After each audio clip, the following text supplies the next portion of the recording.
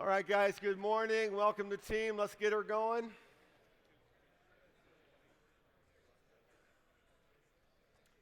Couple of announcements. You may do this week by week, but don't forget to stop by the table back there in the back every now and then to see what's available for you to get involved with other things besides team. Last week we talked about the Water for Life with Wheels for Water and the Life Water in Africa opportunity coming up to do a bike ride. So this is back there too, and Justin can answer your questions if you're interested in that. So just stop back there. There's a golf outing. There's several ways you can benefit and help out by just doing some fun things. We always want to make you available, make you aware of those things. So our schedule we're in week 21 out of 24. We have a little wonky schedule coming up at the end just because of my calendaring inefficiencies, but and really it's because Easter moves around so much, so early this year.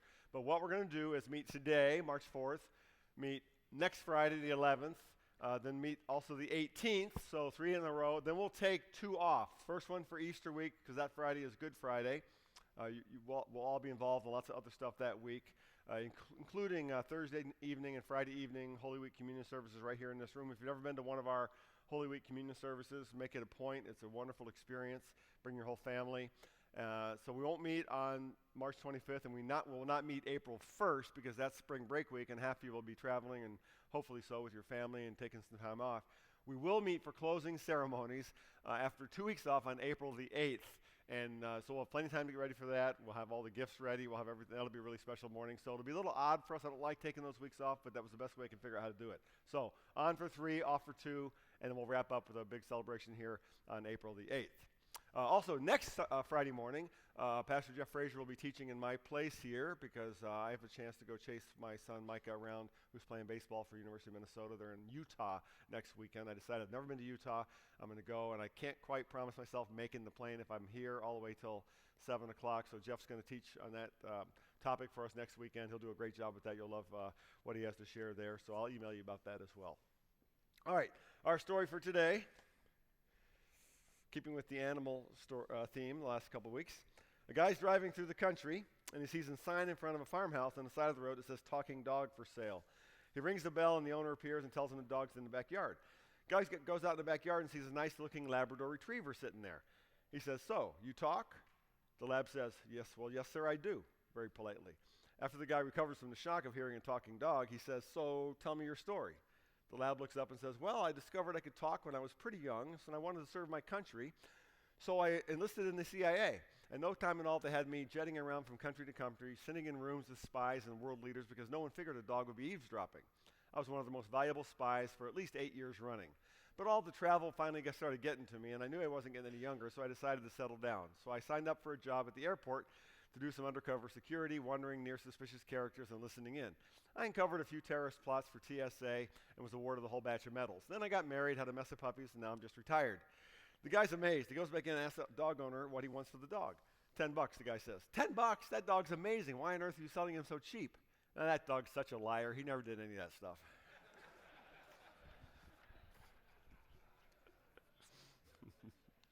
That might be my last talking animal joke of the year, but I can't promise. All right.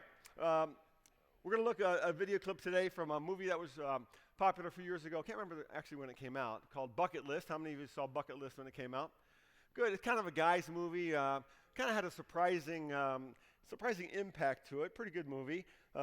It's a story of 2 men who couldn't have been more different. There's Morgan Freeman's character, whose last name I think was Carter, African-American man who lived a simple life and ends up with cancer, which is how he meets Jack Nicholson's character, and I can't remember his name. Anybody remember his name in the movie?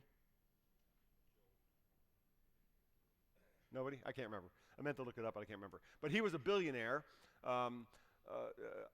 billionaire business tycoon, and lived a completely different kind of life than Carter did. But they both get cancer. They wind up meeting in the hospital, and they decide to do a bucket list trip because Nicholson's character has a boatload of money, so they start going all over the world and ticking off these bucket list items that they want to experience for themselves, to sort of find themselves, to find life, because they know they're both dying. Well, as it goes along, we find out that that Morgan Freeman's character, Carter, discovers that Nicholson has had a falling out with his daughter at some point in their life and hasn't spoken to her for a long time, has never even seen his granddaughter. So Carter challenges his rich friend to put that on his bucket list, to make amends with his daughter. And it causes a big blow up in the friendship because he doesn't want to do it, and he's scared to do it and doesn't want to do it. And so they part ways, and then Carter gets very sick, has to go back into the hospital, and that's where we're going to pick up the scene that we're going to show you now. So take a look.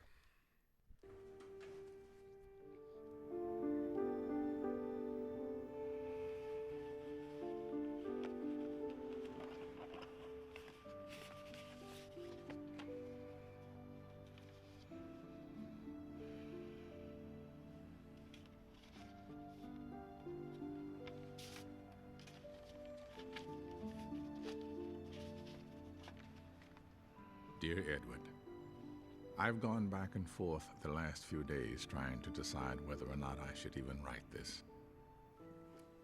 In the end, I realized I would regret it if I didn't. So here goes. I know the last time we saw each other, we weren't exactly hitting the sweetest notes. Certainly wasn't the way I wanted the trip to end. I suppose I'm responsible. And for that, I'm sorry. But in all honesty, if I had the chance, I'd do it again.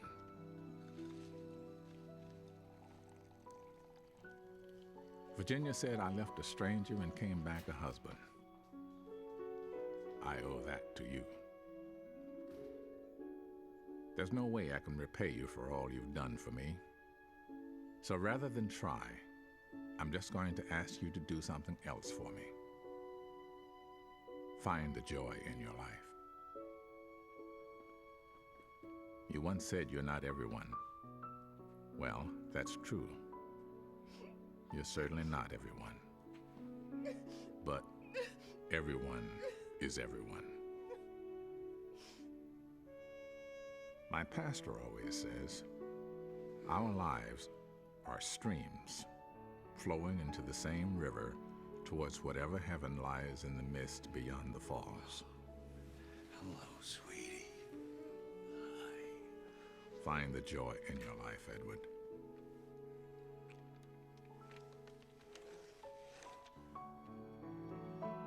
My dear friend, close your eyes and let the waters take you. Good afternoon. My name is Edward Cole. I don't know what most people say at these occasions because, in all honesty, I've tried to avoid them.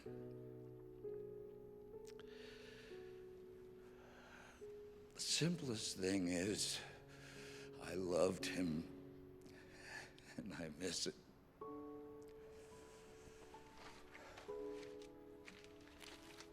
Carter and I saw the world together, which is amazing when you think that only 3 months ago we were complete strangers.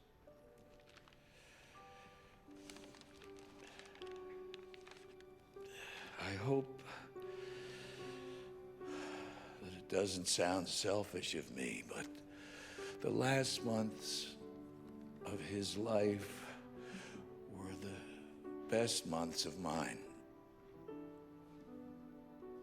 He saved my life, and he knew it before I did. I'd like to watch that all the way to the end, but we don't have time. But the movie starts out to be about a bucket list. Two men who are dying, trying to have all these different experiences, skydiving, mountaintop, and all that sort of stuff.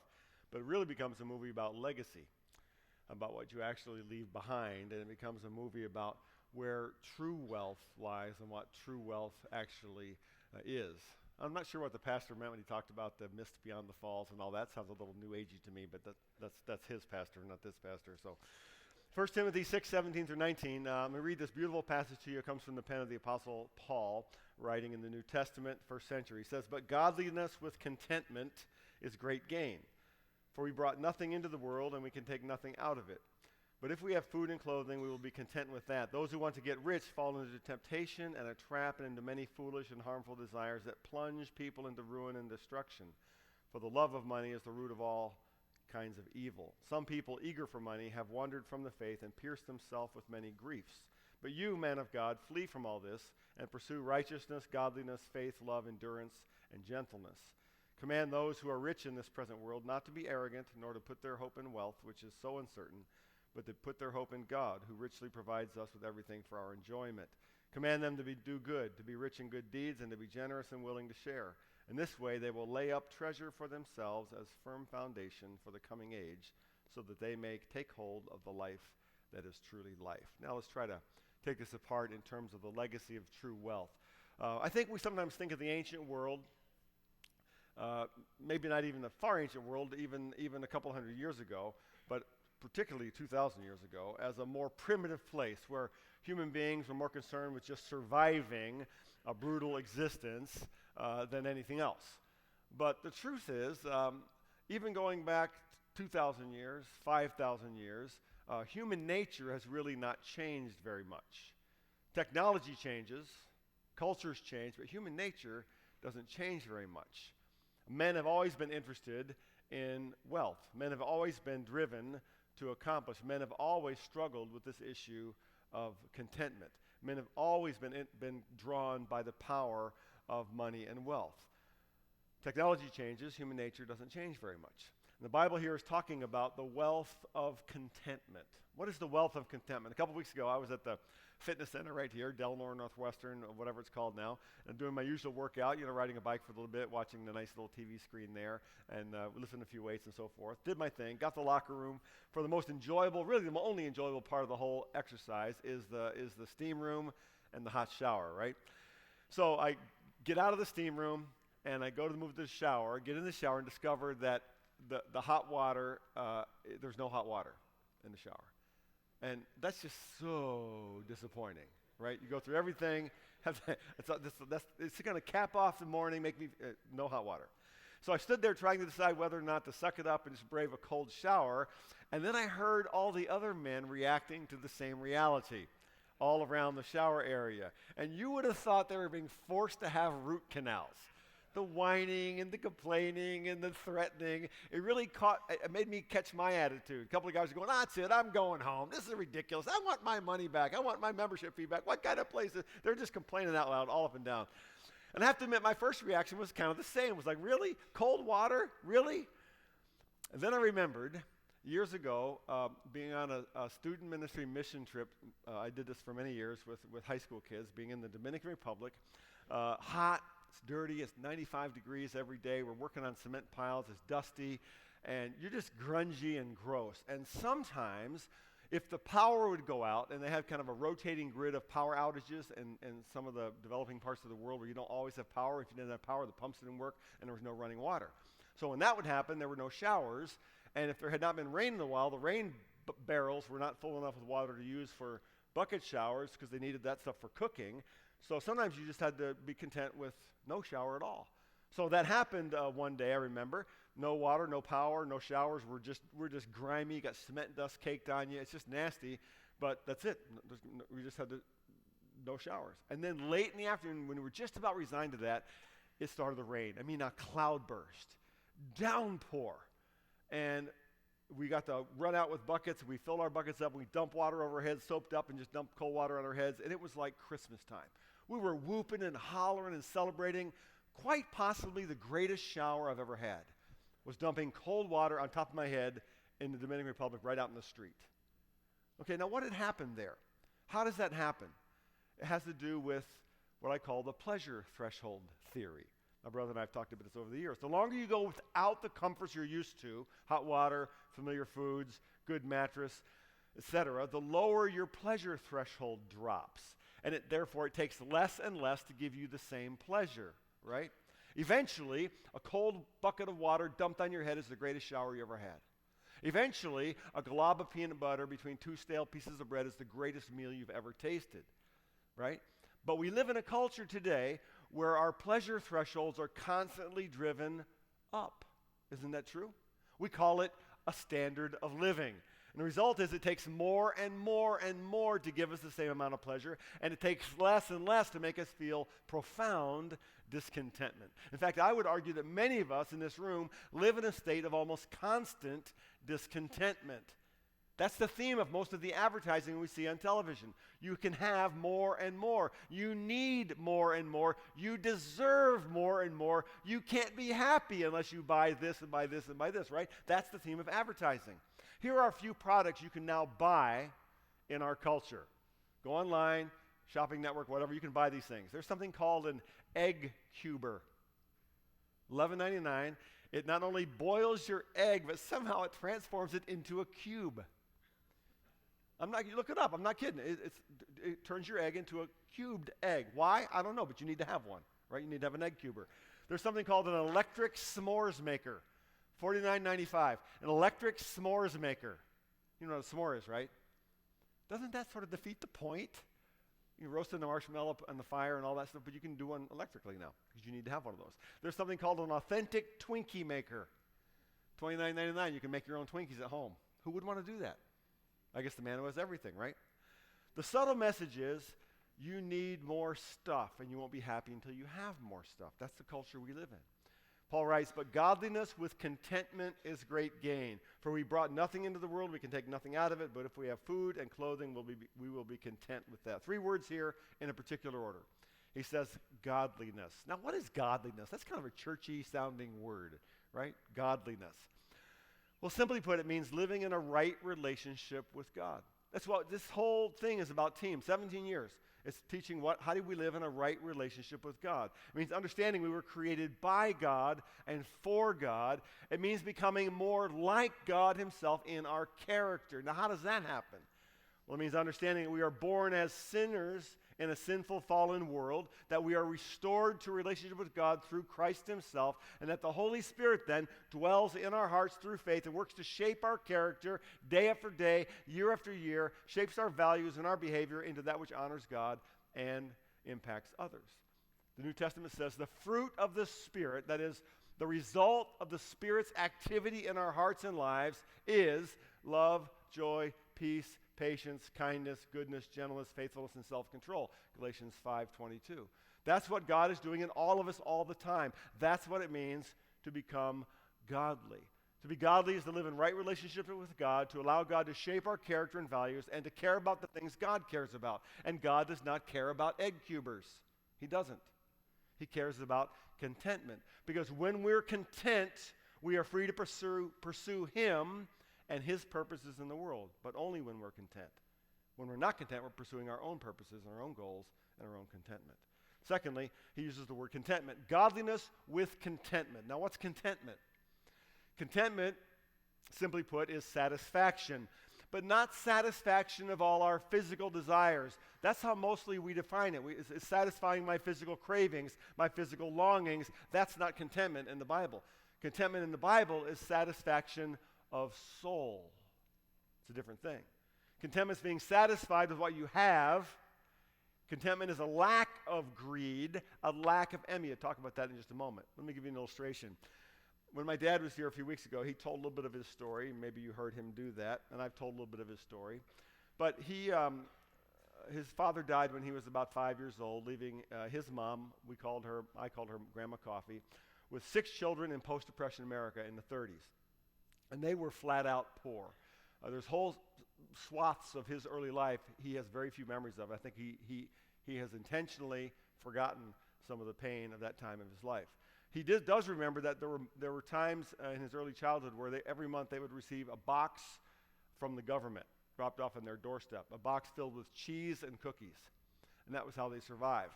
My dad would take a lunch bag full of cookies to school. He would trade cookies for sandwiches, because he had the cookies and other kids wanted the cookies, but he knew he couldn't live on cookies, so he'd trade them for cheese sandwiches and peanut butter sandwiches and stuff like that. They were poor.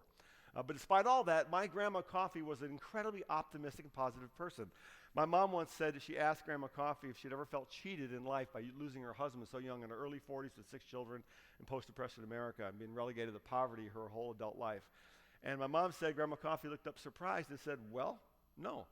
I just always thought there were a whole lot of people worse off than I was. It was her perspective that created contentment. I got a funny story about my brother Joe. He and I did not see our grandma Coffee very often. Maybe only saw her 2 or 3 times in our lives before she passed away. But she had diabetes and had gotten heavy late in life, and she had to be in a wheelchair. And well, many years after she had passed away, my brother was preaching a sermon at his church on this topic of contentment, and he wanted to use our grandma Coffee, as an illustration, because she was such a positive, happy, cheerful, contented person, despite her hardships.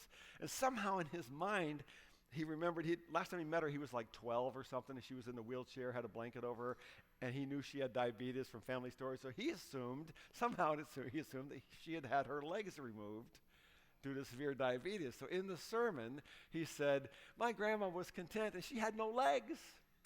That was his driving point. Well, somehow my dad heard the sermon online or something. He goes, Joe, my mom didn't lose her legs. What are you talking about? And that has become one of our favorite family stories, the preacher's license to turn grandma into a double amputee, just because the story sounds a little better that way. But she was a very optimistic person. But what she taught my dad, and through my dad us, is that it's impossible to be discontent if you're grateful. It's impossible to be discontent if you have gratitude in your heart.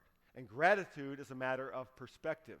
When I was excited about a cold bucket shower in the Dominican Republic, it's because my perspective had changed, right? My perspective had changed. I didn't expect to have hot showers every day. And so I was able to be grateful for that which I had, and that changes everything. Then Paul says, great gain. Godliness with contentment is great gain. When you have contentment, you are rich. You are wealthy.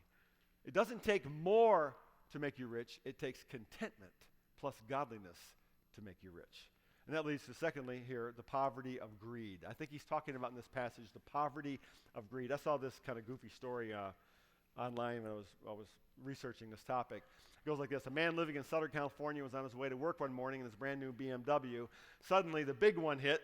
The earth began to tremble under his wheels, and the car was swallowed up by the earth.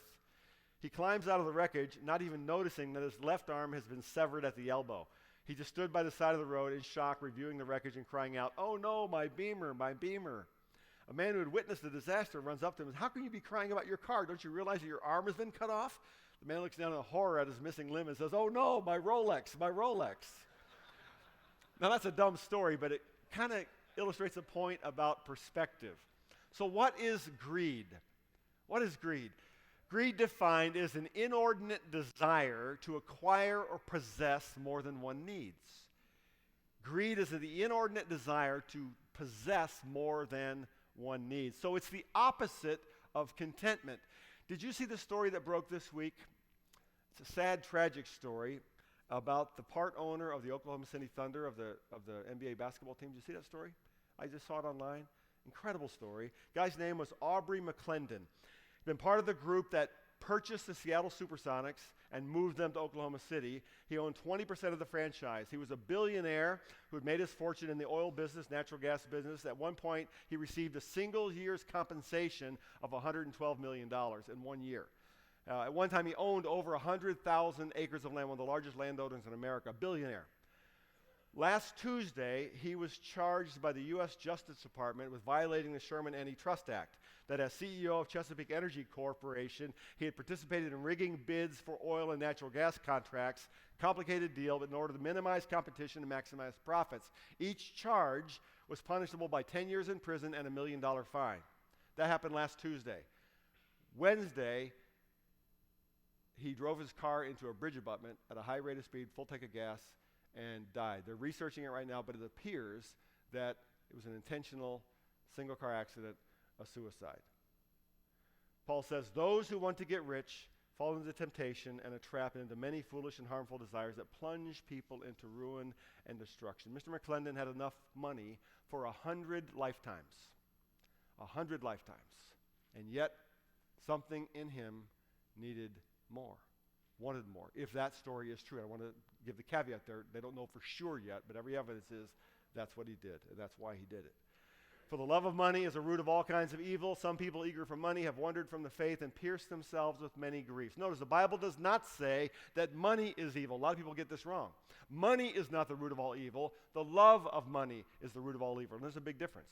The Bible does not teach that money is evil. The Bible does not teach that earning money is wrong. The Bible does not teach that working hard is wrong. In fact, it teaches working hard is good. That's what we talked about a few weeks ago, the legacy of work. Working hard is good. Earning money is good. We need to earn money. Even amassing wealth is not wrong. The question is, what do we do with that wealth, and what do we allow wealth to do to us? That's what the Bible is talking about. In the movie Wall Street that came out 25 years or so ago, Michael Douglas' character, famous guy Gordon Gekko, gives a speech in which he says, greed, for lack of a better term, is good. Remember that speech? Greed is good. What he's saying is that greed is such a powerful motivator, it can drive an entire economic system. And that may be true. But the Bible teaches that greed is a sin. Why?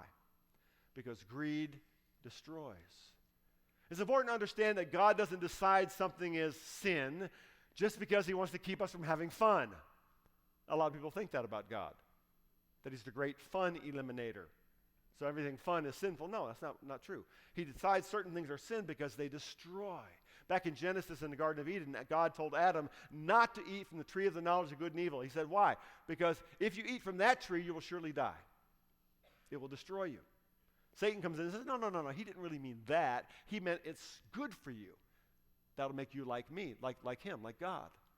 Sin always destroys, and greed destroys. Greed destroys contentment. Why? Because greed tells you you have to have a little more, and therefore you're never content. Greed destroys joy because it's chasing after other gods, remember? Those who chase after other gods will lessen their joy, will forfeit their joy. Greed eventually destroys relationships. It destroys marriages. It destroys families. It destroys friendships. How many families have been broken apart by arguing over the inheritance? And who gets what and who gets this? Greed drives all of that. Greed eventually destroys health through stress and anxiety, addictions and depression. Ultimately, greed destroys the soul, which is why God calls it a sin. Thirdly, Paul here is teaching us about the treasure of generosity. The treasure of generosity. A few weeks ago, I saw this interesting story. I just happened on it about this high school student in Utah. Kid's name is Hayden Godfrey. Hayden Godfrey. Doesn't sound like a nerdy name. Hayden Godfrey, but Utah. But he's not a nerd. Here's the story. When he was 14 in 8th grade, he went to a Valentine's Day dance at his school, middle school. And he saw boys giving out these little $1 carnations, red, white, and blue carnations, red, white, pink carnations to girls. And he said he noticed that it was usually the same group of girls that always got the attention from the boys. You know, the popular girls, the attractive girls who year after year got the same followers, got the same flowers. He also noticed, at 14 he noticed this, the disappointment on the faces of the girls who did not get flowers. This is 8th grader.